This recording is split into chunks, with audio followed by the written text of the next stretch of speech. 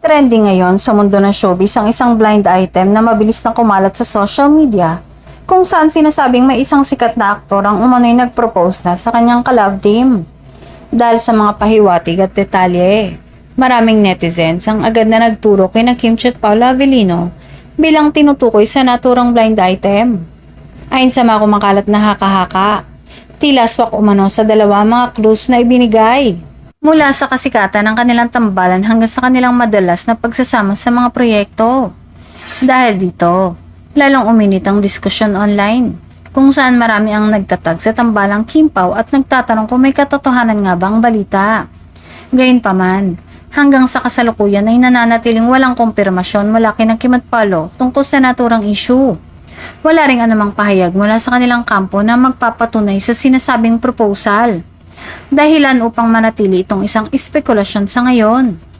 May ilang fans naman ang nagsasabing mas mabuting hintayin ang opisyal na anunsyo bago maniwala sa mga ganitong balita. Para sa kanila, hindi dapat agad magpadala sa mga blind item na kadalasang kulang sa detalye at maaaring magdulot lamang ng maling interpretasyon.